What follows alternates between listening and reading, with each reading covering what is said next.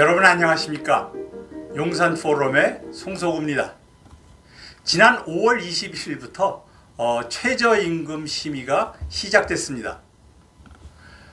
작년에 결정된 올해의 최저임금은 9,860원이었는데 이번에는 1만 원을 넘을지 주목됩니다.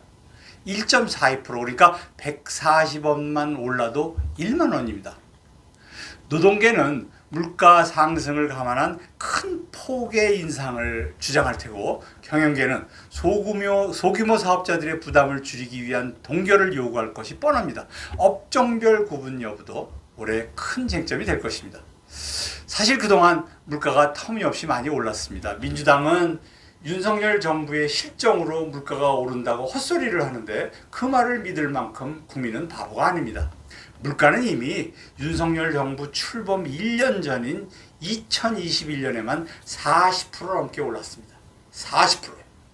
문재인 4년 동안 인상 요인이 있었는데도 통계를 조작해가면서 인상을 억제하다가 더 버티지 못하고 5년 차인 2021년에 갑자기 오른 것이죠. 왜 그랬습니까? 문재인은 정권을 잡자마자 소득주도 성장이라는 황당한 정책으로 임금을 순식간에 42%를 올렸습니다. 4.2%가 아니고 42%예요. 모든 상품의 원료는 자연에서 공짜로 오는 것이고 상품 가격의 모든 원가는 순수하게 인건비로만 이루어집니다. 그러니 물가는 인건비보다 더 높은 폭으로 오를 수밖에 없는 것입니다. 게다가 탈원전을 비롯해서 경제를 망치기 위한 정책만 골라서 시행을 하면서 경제의 펀더멘탈을 아주 기초부터 무너뜨렸으니 거의 모든 기업들이 경쟁력을 잃을 수밖에 없는 것입니다. 지금 삼성 반도체가 저렇게 헤매고 있는 것을 보십시오. 정권 내내 이재용 회장을 잡아 가두고 죄도 없는 핵심 경영자들을 집단으로 탈탈 터는 그런 만행을 저질렀으니 경쟁력을 유지한다면 그게 오히려 더 이상한 일입니다. 그러다가 정권이 바뀌었으니 그동안 억눌렀던 인상 요인들이 한꺼번에 터져나오는 것은 당연합니다. 게다가 러시아의 우크라이나 침공으로 에너지 가격이 폭등했고 곡물을 비롯한 각종 자원 역시 한꺼번에 올랐습니다. 설상가상으로 이란은 하마스를 지원하여 이스라엘을 공격하도록 부추겨서 중동 전쟁으로 번질 조짐입니다. 지금 홍해를 드나드는 것이 아슬아슬하죠. 중국은 이때 다하고 각종 자원을 무기로 자유 서방 세계를 흔들고 있습니다.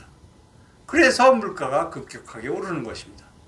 윤석열 정부가 부정선거에 침묵하고 있어서 정말 실망스럽기는 하지만 적어도 경제만큼은 엄청나게 안정을 시켰습니다. 추경호 전 부총리가 관리를 잘한 것이죠.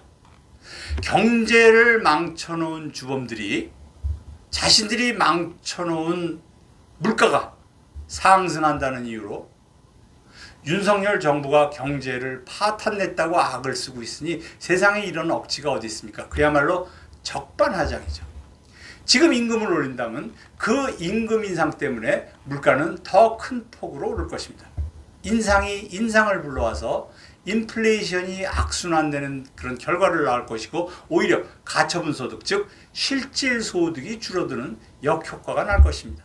우리는 이미 1990년대 초에 이런 과정을 다 겪었습니다.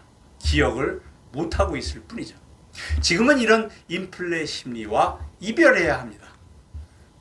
저는 이미 2달 전에 임금을 오히려 내릴 때라고 주장했습니다. 물론 저도 물가가 너무 올랐기 때문에 임금을 내리기가 현실적으로 불가능하다는 것쯤은 압니다. 최소한 올해 임금은 동결을 해서 모든 국민이 고통을 분담하고 좀 참고 기다리면 머지않아 물가도 안정되고 경제가 선순환 작용을 일으켜서 가처분 소득 즉 실질 소득이 늘어날 것입니다. 정부가 임금을 동결하자고 국민을 설득할 수 있을까요? 지금 25만 원을 지급하겠다, 양국법을 통과시키겠다라는 이런 달콤한 포퓰리즘을 부추기는 야당이 온갖 말 같지 않은 소리로 발목을 잡을 텐데 가능할까요?